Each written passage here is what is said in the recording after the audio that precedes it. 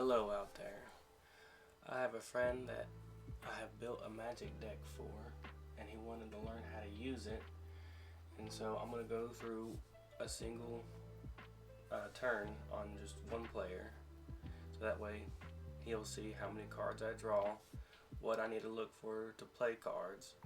And I'm also recording this on Spell Table as well, so that way he kind of knows how to play on Spell Table if he wants to go that route, if we can't meet in person.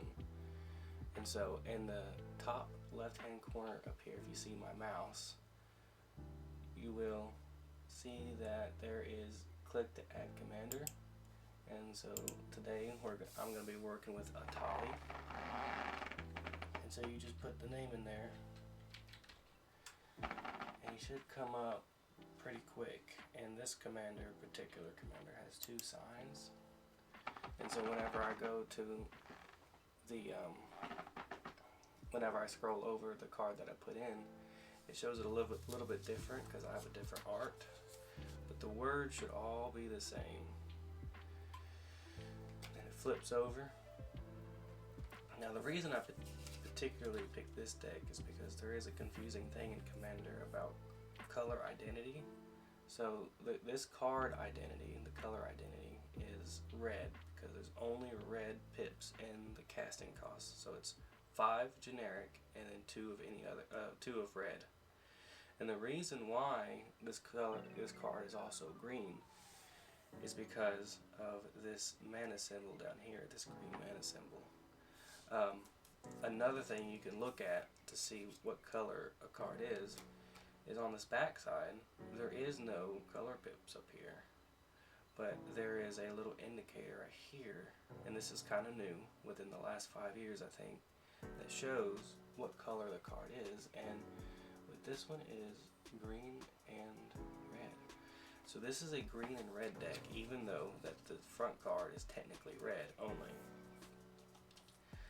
Alright, so that's what my commander is. So we're gonna go over like the basics. I usually put my deck right here. I'm right-handed, so I usually like to, keep things where I can move things with my right hand, and you would have all my interaction with my non-dominant hand, so I keep it up here. I keep my commander right below it. It's tapped sideways to show that this is my command zone. And then right here would be where my graveyard goes. And so if I have any cards that go into my graveyard, I flip them up. And like I said, I'm going to be playing a few turns, so that way you see every bit of it. And then exile, technically, you can put it anywhere. Just show that it's just indicated that it is out of the game. And what I do is I tap it and put it underneath my graveyard like that. Unless there's a certain circumstances of reasons why it's exiled. But like I've told you before in the other video, the cards will explain what they do 90% of the time. Alright, so I'm going to draw my first hand, and 1, 2, 3, 4, 5, 6, 7. And I'm going to look at it, and I'm just going to show the camera what I got as my first hand. And what I'm looking for with my first hand, I don't really care about any of the spells. Especially if you build a really good deck that you trust, all you really care about is having 3 lands. Or the adequate amount of lands that you know that your deck can have. And so I have 2 forests, which are basic lands. And then we have this land here that is a mountain forest, which can tap for red and green. So we have a pretty good hand. And then we also have a bunch of, if we put this down, so that way our opponents don't see it, we have this artifact that costs 1, so we have a turn 1 play. And then we have one of my favorite creatures, Secure Tribe Elder. I talked about him. He costs 2, so that means we're going to have a 2 turn play as well. And so this is a very solid hand. And then these 2 cards are later game.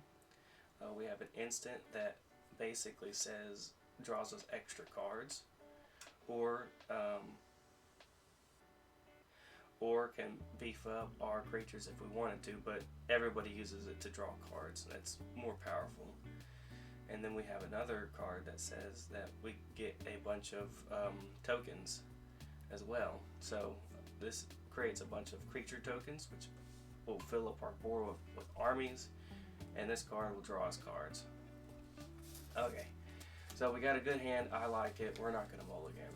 Alright, so I'm going to set the turn order with this dice. So this is turn 1. I'm going to draw a card. You always draw a card at the beginning of your turn. If you have anything on your battlefield that's tapped, you untap it. If anything on your battlefield that says do this during your upkeep, that's whenever you do it, right after you untap, and then after your upkeep, you'll draw. But seeing I don't have anything on my battlefield, I'll just draw. I'll go straight to it. This land right here says he'll enter the battlefield tapped unless you control 2 or more basic lands. So I'm not going to play this first, seeing that I already have a turn 1 move. I want to play this land first. It does not enter tapped. So I'll go ahead and indicate to my opponents that I'm going to be playing this land, and I'm going to go ahead and tap it, generating 1 green mana. And I'm going to play this artifact that costs 1 to play, Wayfarer's Bauble. And this artifact, what he does is basically exactly what Secure Tribe Elder does, only I have to pay 2 into it and then tap it. But seeing that I don't have 2 mana anywhere, I have 0, I'm going to go ahead and put this to the side and save that for another turn. Alright, now I'm going to go to my second turn, turn 2. I untap, I do anything that says upkeep, but none of my cards say upkeep, and then I draw my card. It is kind of funny, not really, but I drew 2 more ramp cards. I drew this one this turn and this one last turn. I didn't show it.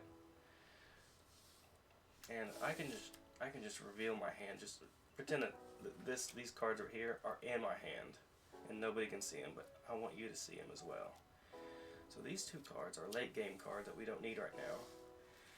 And then we have a bunch of ramp, what we call ramp cards. And what ramping is usually you're only allowed to play 1 land per turn, which is this one that's on the battlefield, typically. But what a ramp card will do will allow me to get more lands out faster. So let's say I'm going to play this forest, so that way it enters untapped instead of this one. The next turn this one will enter untapped and I can immediately use it. I said I was going to cast this Secure Tribe Elder, but I think I'm going to hold off right now, because typically on turn 2 people don't have creatures out that can attack you. Right now, if my opponent had a creature coming at me, I would not be able to do anything except for take life. But usually you want to try to ramp as much as you can at first while there's no creatures coming at you. So I'm going to tap these 2, and I'm going to activate this artifact ability. It says pay 2 of any color and tap it and sacrifice it. Search your library for a basic land card, put it onto the battlefield tapped, and then shuffle. So that's going to go into my graveyard. And usually on spell table especially, I put my graveyard upside down, so that way people won't see this card and say, hey, what is that card over there doing? Because if you just have 1 or 2 over here, they'll think it's part of your battlefield. So now we're going to search for, seeing that I have 2 forests and another forest mountain in my hand, I want to search for a mountain, because it said any basic land. So I'm going to grab my deck and search for a basic mountain, and they'll look like that right there. And you remember whenever I said about old lands having that tap symbol? See, this old land has a tap symbol and it says add red to your mana pool. So all basic lands technically have that text, but the newer lands, they just decided to put a big old picture there instead, indicating that. Alright, now we have to shuffle our library, because we don't want to cheat.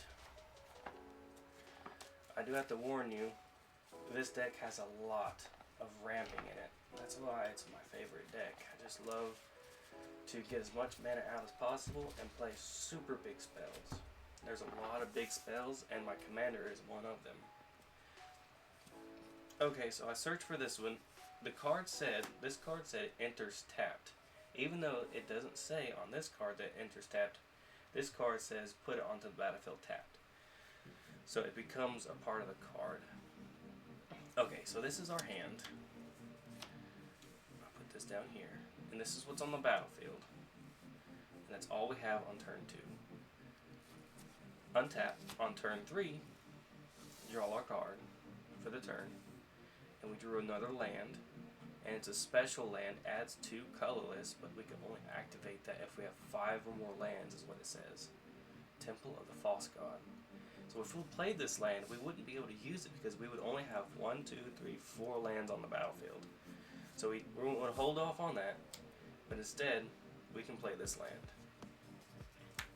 It says it'll enter tapped unless you control 2 or more basic lands. 1, 2, 3. We own 3, so it does not come in tapped.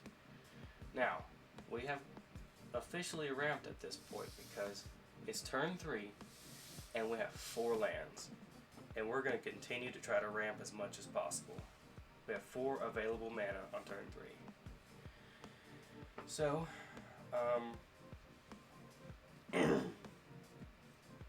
if somebody had a creature out, this is whenever the game kind of gets,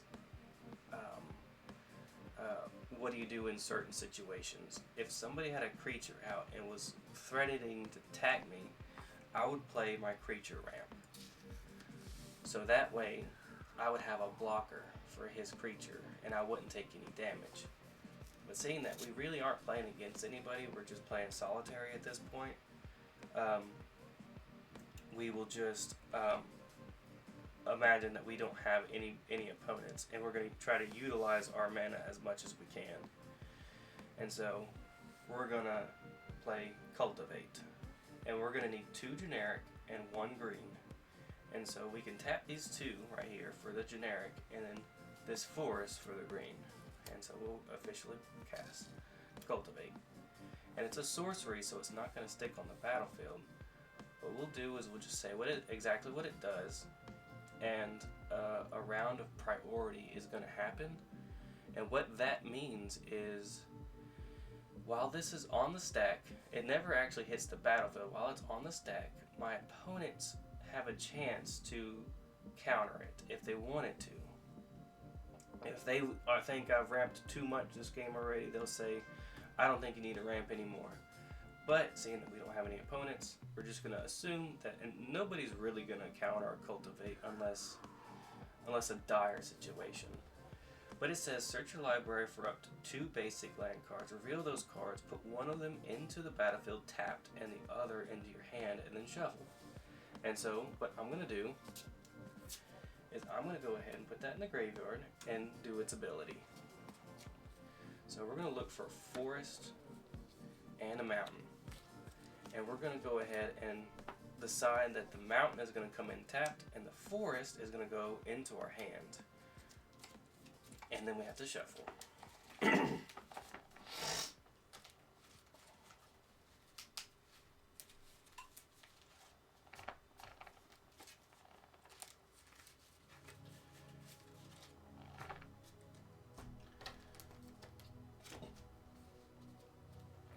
Okay, now that we have 1 mana left over, I'll look at my hand. I've already played my land for a turn, so I can't play this land. Can't play this land, and we have nothing in our hand that has any cost. I like to organize my hand to where the lands are in the back,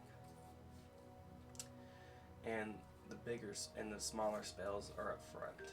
So more than likely we'll be casting Sakura Tribe Elder and Kodoma's Reach next turn. Alright, so that's in my hand. We're going to go ahead and go to turn 4, untapping all of our stuff. There's no cards on our battlefield that says upkeep. And then we're going to draw. And we drew a really big card. It's 8 and 2 green, which is 10 total.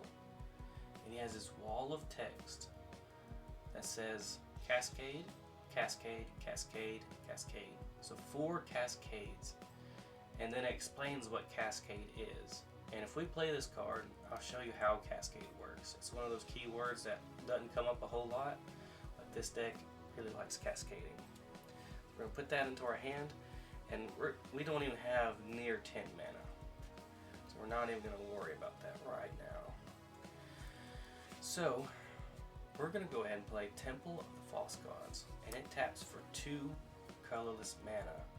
So that means we have 1, 2, 3, 4, 5, 6, 7 available mana on turn 4. So 4, 5, 6, 7. We're 3 mana ahead, typically, of everybody else if they didn't ramp themselves. But Commander, usually ramping is the first 3 to 4 turns.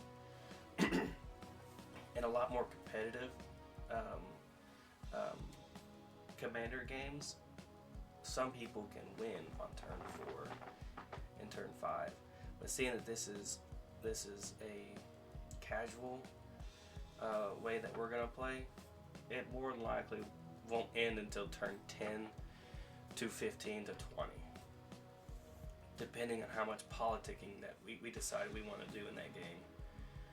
Okay, so 5, 6, 7, 1, 2, 3, 4, 5, 6, 7. Technically, we could cast our commander right now, but I would like to establish a little bit more mana before doing so. So we're gonna do the exact same thing we've been doing. We're gonna tap this for 2 because our Kodoma's Reach costs 2 and green, and then we'll go ahead and put our green in there. So now we have 3 floating mana, and we're going to use that floating mana to play Kodoma's Reach. And this card reads the exact same as the card that we had that was read before. They both say search for 2 basic land cards, reveal those cards, and put 1 into the battlefield tapped and the other into your hand and shuffle. And the reason I can play this card and these 2 cards in Commander isn't because of what they do, isn't because of their both sorceries, they cost the save, it's literally the name of the card. That is why I'm able to play them. So we're going to do the exact same thing we did last turn. But I got one more thing I'd like to play before we go ahead and search. I'm going to tap 2 and play Secure Tribe Elder. And what's good about Secure Tribe Elder is that he can block, and then he can search you for a land if you sacrifice him. And so I would be searching on my opponent's turn to make sure that I don't get hit with a creature and search for a land. But seeing that there is no opponents, I'm going to go ahead and search for all 3 lands at the same time. So I'll go ahead and sacrifice them and search for the 3 lands. 2 for the Kodoma's Reach, and then 1 for the snake. One of them will go into my hand, and the other 2 will go into the battlefield tapped. Like I said, this deck loves to ramp. Loves to get lands onto the battlefield as quick as possible. I'm just going to grab the first 3 I see. I'm going to put this forest into my hand, and the rest will go into the battlefield tapped. And on turn 5, we're going to count how many we have, because we have ramped a ridiculous amount. And at this point in the game, people are going to realize you are ramping a lot, possibly too much, and they're going to target you for it. Will target me because I love to ramp. Alright, so I'm going to look at my hand, and we have this big X spell, which we want to put as much into that X spell as possible. Then we have a 5 costing spell, which we could cast. We could have casted this turn, but it would be useless because it says draw cards equal to the greatest power among non-human creatures you control. I don't have any non-human creatures. I don't have any creatures actually. And then we have that big Apex Devastator, Chimera Hydra 10/10. So we can't do anything for the rest of this turn, and we're going to go ahead and pass it. At this point in the game, people are going to see 1, 2, 3, 4, 5, 6, 7, 8, 9. So once we play our land, we're going to untap, upkeep, draw, and we drew Hall of Gemstone. It's a pretty interesting card. We'll go over that if we ever play it. We're probably not going to play it in this simulation because it only hurts us.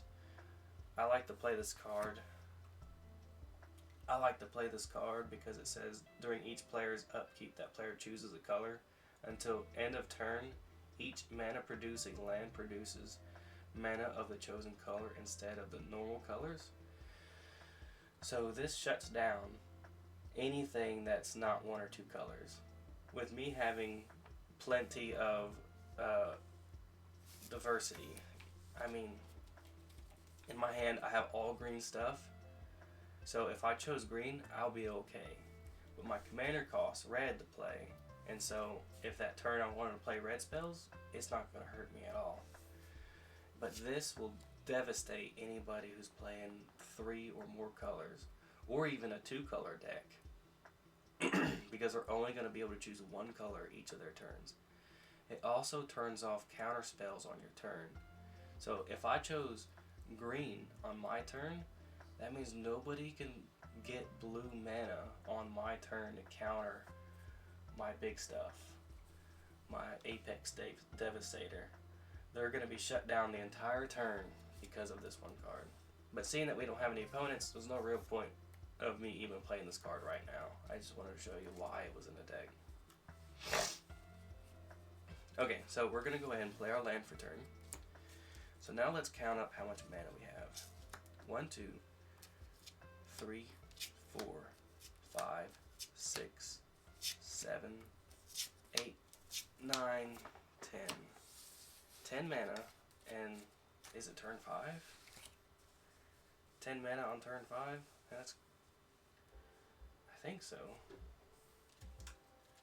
So let's see, 1, 2, 3, 4, 5.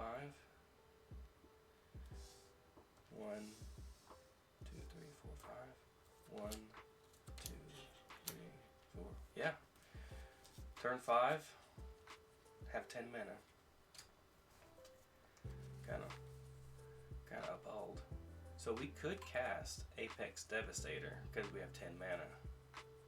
And I mean, why not? Let's cast Apex Devastator. So we're gonna go ahead and declare that we're gonna cast it, and then pay the appropriate amount of mana. 1, 2, 3, 4, 5, 6, 7, 8, 9, 10. He costs 2 green and 8 of any other, and we got plenty of green in there. Okay, Apex Devastator on turn 5. He says Cascade, Cascade, Cascade, Cascade. And what Cascade is, it means exile the top cards of your library until you exile a non-land card that costs less. You may cast it without paying their mana costs and put the exiled cards in a random order at the bottom of your library. So, as I'm casting this, it says we need to cascade 4 times. And so that means exiling the cards off the top of your library. And this fits the conditions. It is less mana cost of, so it's 9 or less. So it's less than 10, which is whatever he is. And it's a non-land. This is a legendary artifact. And so we're going to go ahead and cast this for free. Boom, put it right over there. He's just a mana generator. Alright, now we got another cascade. Wow, we got another one. It says, it's an instant. It says, permanents you control gain hexproof and indestructible to the end of turn.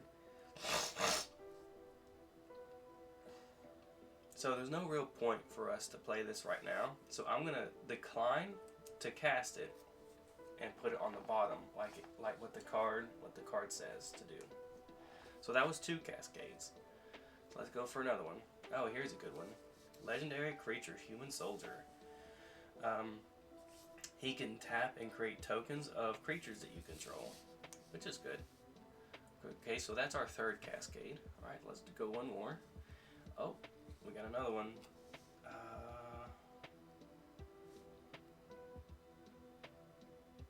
Stronic Resonator. I always thought it was Sonic Resonator, but it's STR Stronic. Anyway.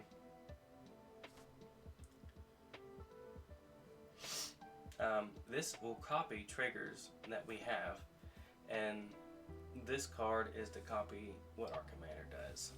Alright, so let's put that over there. So that was not bad. On one turn we spent 10 mana to get a 10/10, a 3/3 that can create tokens of certain things, and a mana generator and a trigger doubler.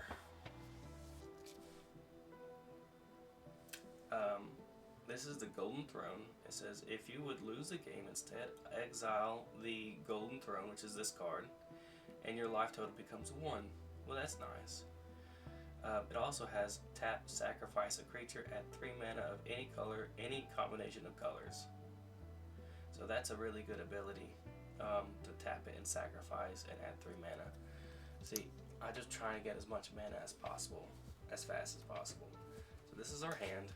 We spent all of our mana on turn 5, and so let's continue to turn 6. So we're going to untap everything we have. Nothing on our board says anything to do during upkeep, and then we draw. And we draw another mana generator, which I'm not sure if we're going to play or not. We do, in our hand, we do have one more force we can play. So let's go ahead and get that on the battlefield. We have 11 mana we can play. So let's go ahead and play our commander. 5, 6, 7. So let's go ahead and tap for that. 1, 2, 3, 4, 5, 6, 7. Tapping that to play Atali, Primer Conqueror. And we have 4 mana left over. This one taps for 2. 1, 2, that's 4. And if nobody counters Atali, he says trample.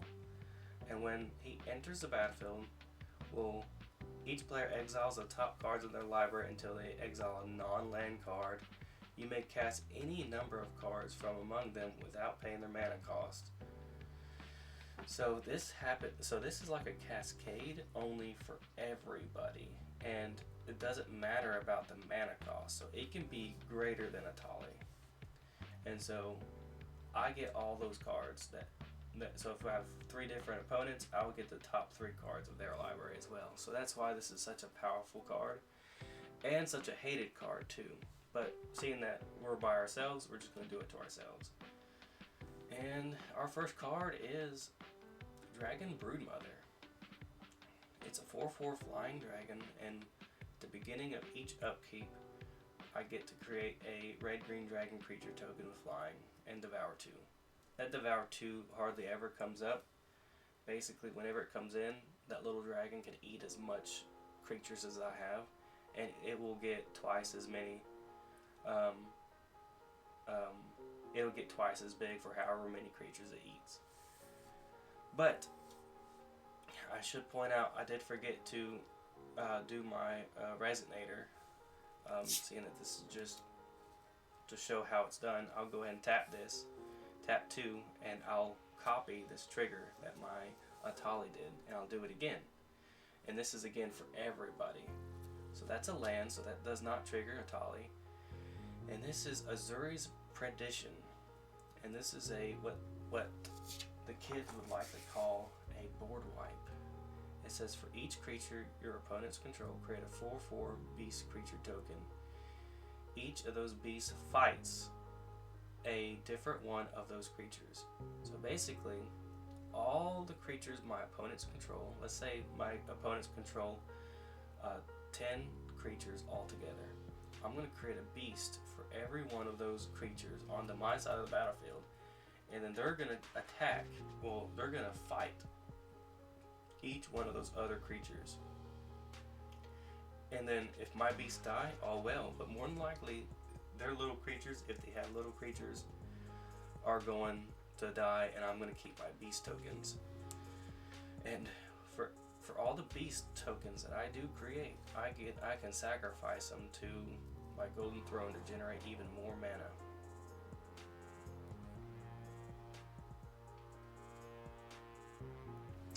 So I can cast that in board wipe. Okay, now we can go to combat. Finally we are at our first combat that we can actually attack. So this dragon came out this turn, so he does not have haste, so he cannot attack. And I have a 10/10, a 7/7, and a 3/3 that can attack. And I really should. So whenever you're tapping for mana, you shouldn't just do willy-nilly like I did, because I ended up with 2 green, and I could have used 2 for this ability, which would create a copy of Atali. But unfortunately, I did not leave up a red, and I think I could have, because all I needed was 2 red. Yeah, I had plenty of red in here and didn't even think about it. But usually whenever you do certain things, you cannot rewind and undo them, typically. And I wouldn't say that tapping to play, what did I play? I played Atali. Yeah, Atali has summoning sickness because he doesn't have haste. So tapping to play Atali and then not having enough red mana to do his ability is something that probably shouldn't be taken back. That should have been something you knew you should have done prior. Okay, so we have a 10-10 and a 3-3 that we can attack. So we can do 13 damage. And so I'm going to find, especially after that board wipe, so I'm going to find somebody who I can attack who doesn't have, this one I'm going to attack with somebody who doesn't have any, big blockers, because he's only a 3-3. But then this one I can attack pretty much anybody because it's a 10-10. And I can go to attack. Now I'm going to grab a few creatures just for reference.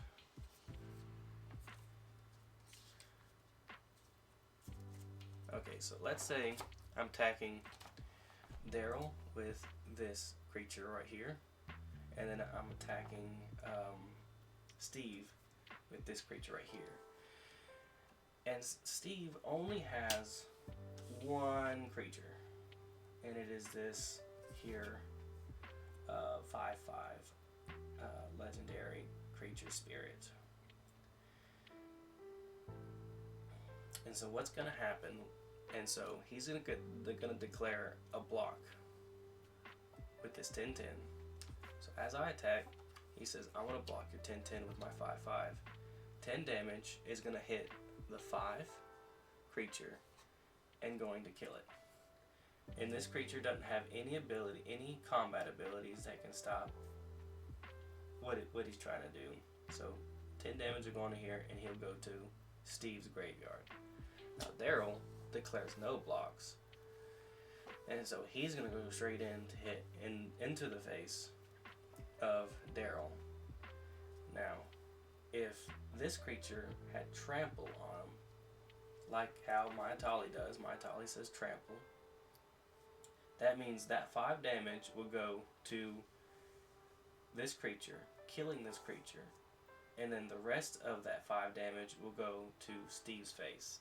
But seeing that he does not have trample, all 10 of that damage goes straight to that spirit dragon, that spirit creature. Now, there are times where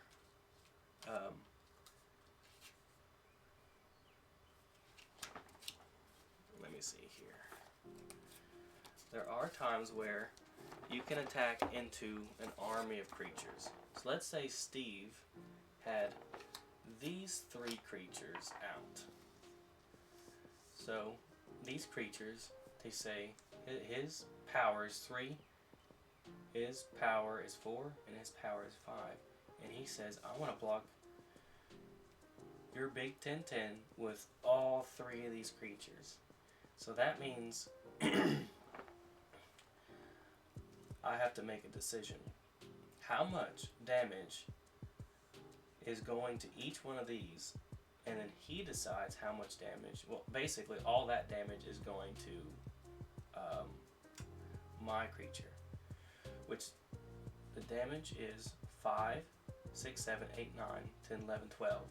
So these 3 creatures are doing 12 damage to my Hydra. Meaning my Hydra is going to die. Unless I had something to do. Unless something else happened I can play to buff him or whatever. But as of right now, he's going to die. But I get to decide where this 10 damage goes and to which creature. And so let's say I don't like this one, and I don't like this one. So I can say 5 of this damage is going here and killing him, 4 of the damage is going here and killing him, and that means I have 1 left over that can go here, but it will not kill him because he has 4 toughness.